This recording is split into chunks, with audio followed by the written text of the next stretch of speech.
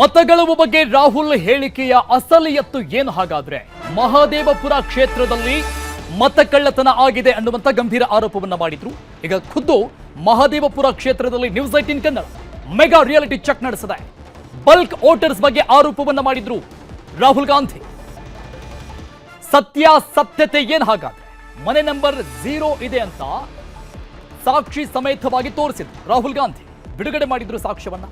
ನಕಲಿ ವೋಟರ್ ಎಂದಿದ್ದವರನ್ನೇ ಮಾತನಾಡಿಸಿ ಪರಿಶೀಲನೆ ಮಾಡಲಾಗಿದೆ ನ್ಯೂಸ್ 18 ಮತದಾರರು ನಕಲಿನೋ ಹಾಗಾದ್ರೆ ಅಸಲಿನೋ ಅನ್ನುವಂತಹ ಪರಿಶೀಲನೆ ನಡೆಸಲಾಗಿದೆ.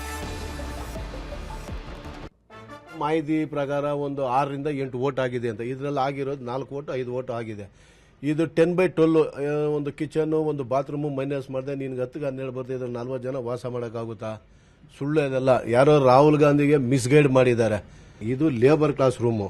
ಲೇಬರ್ ಇಲ್ಲಿ ಬರ್ತಾರೆ, 6 ತಿಂಗಳು ವರ್ಷ ಇರ್ತಾರೆ, ಇಲ್ಲ 3 ತಿಂಗಳು ಇರ್ತಾರೆ. ಬೇರೆ ಕಡೆ ಜಾಸ್ತಿ ಪೇಮೆಂಟ್ ಅದ್ ಕಡೆ ಹೋಗ್ತಾ ಇರ್ತಾರೆ. ಈ ಹಿಂದೆ ಆಗಿರೋದು ಇದರಲ್ಲಿ 5-6 ವೋಟ್ ಆಗಿದೆ. 40, 60, 80 ವೋಟ್ ಅಂದ್ರೆ ಎಲ್ಲಿಂದ? ಈ ವಟಾರ ಎಲ್ಲಾನು 10 ವೋಟ್ ಓಡೋದಿಲ್ಲ.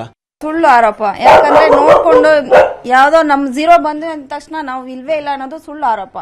ಯಾಕಂದ್ರೆ ಇದೀವಿ ಆ ಡಾಕ್ಯುಮೆಂಟ್ಸ್ ಅಲ್ಲಿ ಏನಾಗಿದೆ, ನಾವು ಅಧಿಕಾರಿಗಳು ಒಂದು ಅಡ್ರೆಸ್ ಏನೋ ಎಂಟ್ರಿ ಮಾಡೋ ಟೈಮಲ್ಲಿ ಏನೋ ಟೈಪಿಂಗ್ ಮಾಡೋ ಟೈಮಲ್ಲಿ 0 ಅಂತ ಹಾಕಿದ್ದಾರೆ. ನಮ್ದು ಮನೆ ನಂಬರ್ ಇದೆ, ನಾವು ಡಾಕ್ಯುಮೆಂಟ್ಸ್ ಎಲ್ಲ ಸಬ್ಮಿಟ್ ಮಾಡಿದೀವಿ. ಮನೆ ಕಟ್ಟೋ ಟೈಮಲ್ಲಿ ಇಲ್ಲೇ ಇರ್ಬೋದು. ಮನೆ ಕಟ್ಟಾದ್ಮೇಲೆ ನಮ್ಗೆ ನಂಬರ್ ಕೊಟ್ಟಿದ್ದಾರೆ, ನಾವು ಡಾಕ್ಯುಮೆಂಟ್ಸ್ ಅಲ್ಲಿ ಸಬ್ಮಿಟ್ ಮಾಡಿದೀವಿ. ನಾವು 10-15 ವರ್ಷದಿಂದ ನಾವು ವೋಟ್ ಮಾಡ್ತಾ ಇದೀವಿ. ನಮ್ಮ ಯಜಮಾನ್ರು ತಂದೆ ತಾತನ ಕಾಲದಿಂದ ಅವ್ರು ಇಲ್ಲೇ ಇದ್ದಾರೆ. ಅವಾಗಿಂದನೂ ಅವ್ರು ವೋಟರ್ಸ್ ಇಲ್ಲೇ ಇದ್ದಾರೆ. ನಮ್ಮ ಅತ್ತೆದಿದೆ, ನಮ್ಮ ಮಾವನಿದೆ, ಎಲ್ಲರದು ಇದೆ ವೋಟರ್ಸ್, ಎಲ್ಲರೂ ಮಾಡಿದ್ದಾರೆ. ಸರ್ ಇವಾಗ ನಾವು ಮದ್ವೆಗೆ ಬಂದಾಗಿಂದನೂ ಇಲ್ಲೇ ವೋಟ್ ಮಾಡ್ತಾ ಇದ್ದೀವಿ. ಸರ್ ನಾವು ಮುತ್ತಾತಿಂದ ಇಲ್ಲೇ ಇರೋದು. ನಮ್ಮ ತಂದೆಯವರು ಅವ್ರ ತಂದೆಯವರು ಇದ್ದ ಕಾಲದಿಂದ ಇಲ್ಲೇ ಇರೋದು ನಾವು ಅವಾಗಿಂದ.